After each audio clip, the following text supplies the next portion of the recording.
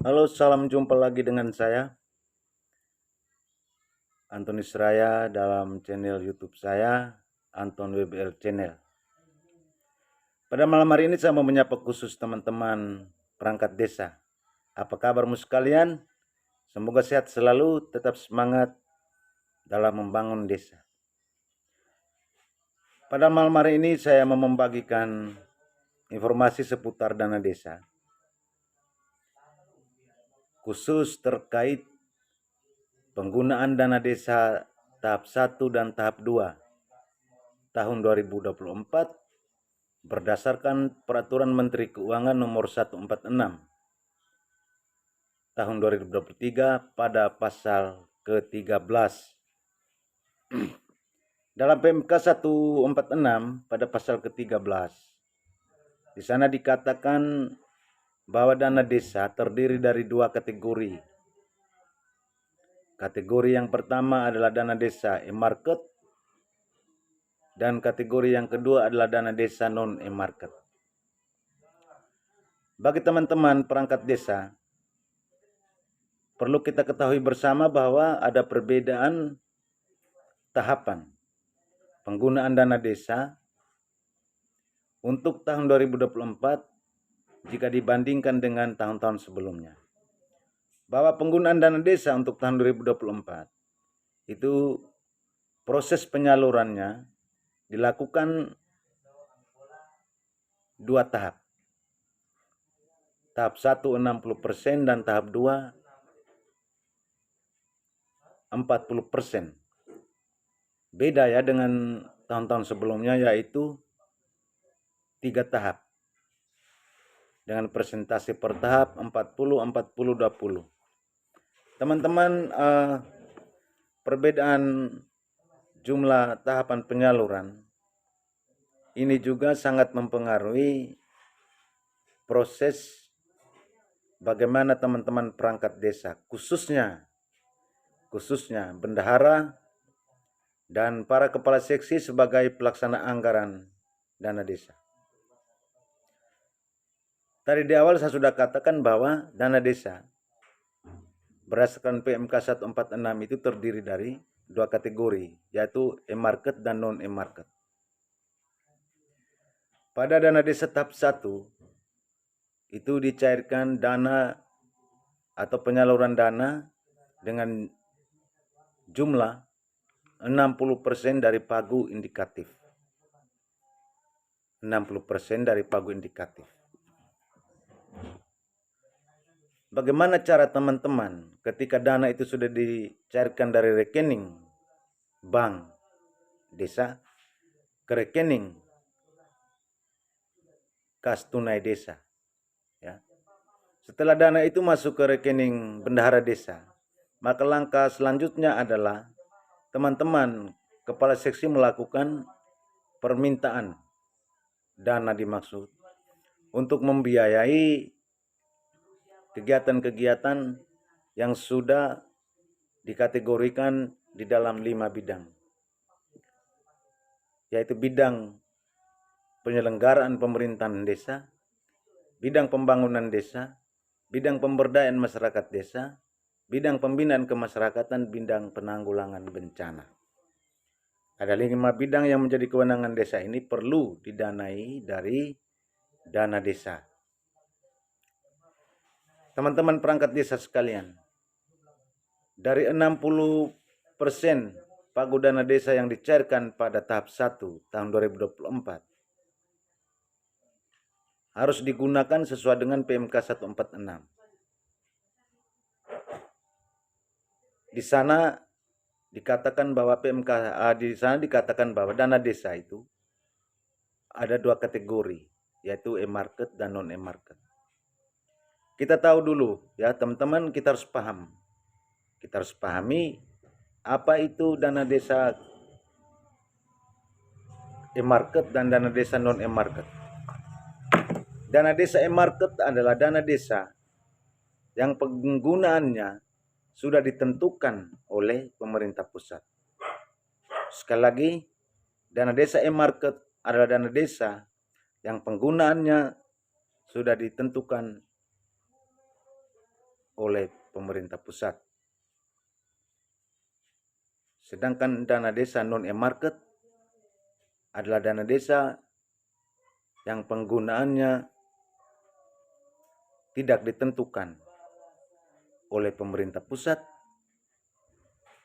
atau penggunaannya untuk kegiatan-kegiatan yang tidak ditentukan oleh pemerintah pusat, namun untuk membiayai kegiatan-kegiatan yang disepakati dalam musyawarah perencanaan pembangunan desa yang ditetapkan dalam musyawarah penetapan rencana kerja pemerintah desa dan anggaran pendapatan dan belanja desa tahun 2024. Bagaimana teman-teman kepala seksi menggunakan dana ini? Yang pertama, dikatakan tadi disampaikan ya, bahwa dana desa non emarket, dana desa emarket adalah dana desa yang digunakan untuk program-program yang sudah ditentukan atau kegiatan-kegiatan yang sudah ditentukan oleh pemerintah pusat. Kegiatan apa saja yang masuk dalam kategori emarket? Kegiatan yang masuk dalam kategori emarket itu ada 3. Yaitu yang pertama bantuan langsung tunai, kedua ketahanan pangan, dan ketiga stunting. Bagaimana cara penggunaannya teman-teman? Tadi di awal saya katakan setelah pagu dana desa tahap 1 dicairkan ke rekening kas desa atau di tangan bendahara desa, teman-teman mengajukan SPP untuk merealisasikan program kegiatan yang ada di dalam buku suci kita, yaitu ada di RKPDes, penjabaran APBDes, dan APBDes. Tentunya dimulai dari RAP. Teman-teman yang dalam pelaksanaan anggarannya membidangi 3 kegiatan yang sudah ditentukan oleh pemerintah pusat, yaitu bantuan langsung tunai, ketahanan pangan, dan stunting. Untuk tahap 1 ini, permintaan dana melalui SPP itu besarannya maksimal 60%. Ya, 60%. Jadi setiap kegiatan yang ada pada bidang masing-masing, saat kita ajukan SPP ini, maksimal uang yang kita minta ke bendahara adalah 60%. 60% dari mana? Ya, ini maksimal, tidak boleh lebih dari 60%. 60,1% atau 60,0001% pun tidak boleh. Maksimalnya 60%. 60% dari mana?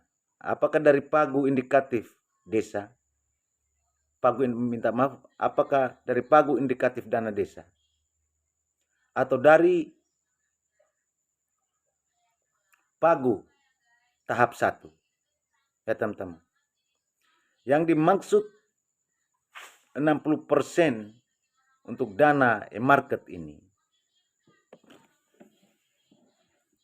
patokan kita pada anggaran program atau kegiatan.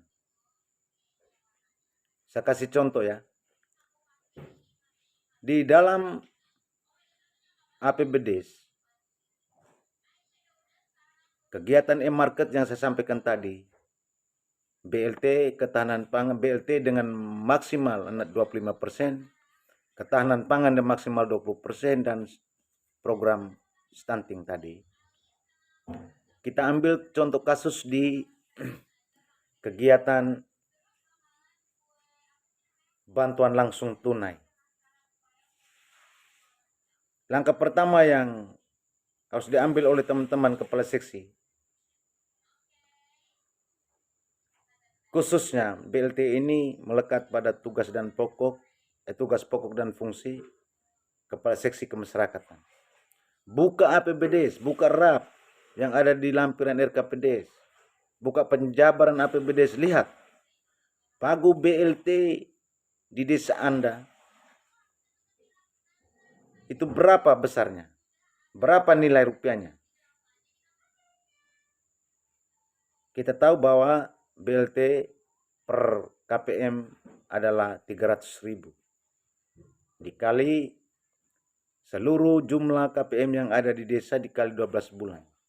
Saya ambil contoh misalnya dana bantuan langsung tunai untuk desa Demon DI. Misalnya sebesar 40 juta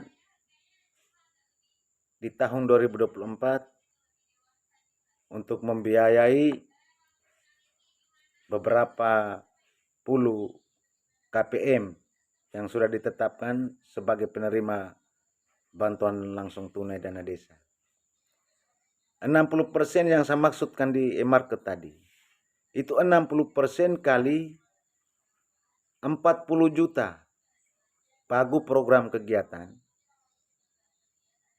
untuk BLT tahun 2024. Kita cakar 40 juta kali 60% dapat berapa? Nilai dari hasil perkalian antara 60% kali pagu anggaran dalam 1 tahun itu, itulah nilai maksimal yang teman-teman minta ke bendahara. Itulah nilai yang teman-teman tuangkan di dalam SPP sebagai nilai permintaan untuk kegiatan bantuan langsung tunai tahap 1. Sudah bisa diterima ya? Contoh kedua, misalnya program e-market yang kedua, ketahanan pangan. Saya kasih contoh misalnya di desa Klukeng-Nuking. Dengan pagu tahun 2024 untuk ketahanan pangan misalnya untuk membuka jalan usaha tani. Dengan nilai 200 juta. Ya. Maka kepala seksi yang menangani kegiatan ini membuat SPP, ya, surat permintaan pembayaran, itu dengan batas maksimal persentasenya tadi saya katakan 60%. 60% dari pagu ketahanan pangan 2024 desa Klukeng-Nuking. Yang tadi saya katakan misalnya 200. Maka kepala seksi yang berbidang ini melakukan permintaan dengan nilai maksimal itu 60% kali pagu tahunan program ketahanan pangan 200 juta. Berarti 60% dikali 200 juta. Misalnya hasilnya adalah 132 juta. Maka kepala seksi yang menangani ketahanan pangan ini membuat permintaan pembayaran dengan angka maksimal 132 juta, tidak boleh lebih dari 132 juta. Terkait dengan penggunaan dana e-market ini, permintaan kurang dari 60% boleh. Lebih dari 20% tidak boleh. Kenapa? Pertama, karena ketentuan regulasi tadi. Yang kedua adalah ketika teman-teman berani untuk melakukan permintaan di atas persentase dimaksud, maka ketika teman-teman membuat laporan penyerapan dana desa, itu ditolak dalam aplikasi Omspan. Ya, ditolak. Kalau ditolak berarti laporan kita gagal. Konsekuensinya adalah kita kembali dan memperbaiki proses penyaluran dari kas desa ke tingkat seksi. Dan ini sangat merepotkan teman-teman. Untuk itu saya hadir di sini. Saya bukan siapa-siapa. Kebetulan saya Kepala Seksi PMD Kecamatan Botan Ulumado hadir pada malam hari ini untuk kita sharing bersama. Supaya teman-teman tahu hal ini. Atau contoh berikut di kegiatan non-e-market. Tadi saya sampaikan kategori dan desa yang kedua adalah kategori dan desa non-e-market, yaitu dana desa yang peruntukannya tidak ditentukan oleh pemerintah pusat, yaitu dana desa yang kita gunakan untuk membiayai program kegiatan yang mencakup atau yang ada di dalam 5 bidang kewenangan desa di luar yang ditentukan oleh pemerintah pusat. Berarti di luar bantuan langsung tunai, di luar ketahanan pangan, di luar stunting. Sistem pelaksanaan anggarannya juga sama seperti pada dana desa e-market 60%. Teman-teman kepala seksi yang mempunyai program kegiatan di luar yang ditentukan pemerintah pusat melakukan permintaan pembayaran untuk pelaksanaan kegiatan, pagunya tidak melebihi 40% dari pagu program kegiatan tahun 2024.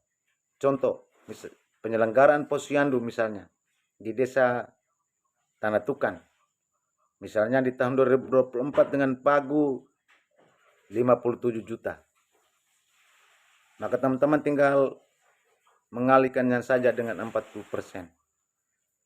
40% dikali dengan 57 juta, hasilnya sekian. Itulah yang teman-teman gunakan. Atau untuk penyelenggaraan pendidikan anak usia dini dengan pagu 100 juta. Dicakar saja. 40% kali 100 juta sama dengan berapa? Hasilnya ini menjadi nilai maksimal yang diminta oleh teman-teman. Ya. Tidak boleh minta lebih dari 40%. Tadi saya katakan jika lebih, nanti sistem pelaporannya akan ditolak atau kita mengalami kendala dalam sistem pelaporan. Maka teman-teman harus hati-hati di sini. Ya. Di dalam penyelenggaraan posyandu, tadi saya katakan, itu pengalaman contoh kasus di satu desa yang pernah saya lakukan monitoring dan evaluasi. Itu ada 2 kategori dalam RAP posyandu. Kategori e-market juga ada di dalam RAP penyelenggaraan posyandu, kategori non e-market juga ada di dalam penyelenggaraan posyandu. Tinggal kita pilihkan. Contoh, di dalam penyelenggaraan posyandu itu terdapat RAP stunting. Maka di sana stunting merupakan dana yang masuk dalam kategori e-market, maka kita tetap menggunakan rumus 60% kali pagu. Pagu khusus stunting ada di RAP penyelenggaraan posyandu. Sedangkan sisanya merupakan bukan program yang ditentukan oleh pemerintah pusat, yang program dan kegiatannya masuk di dalam RAP penyelenggaraan posyandu, kita gunakan dengan dengan persentase pengalinya 40% kali jumlah pagu. Ya teman-teman, sekian dulu dari saya. Selamat menjalankan tugas, sehat selalu, dan tetap semangat dalam membangun desa kita.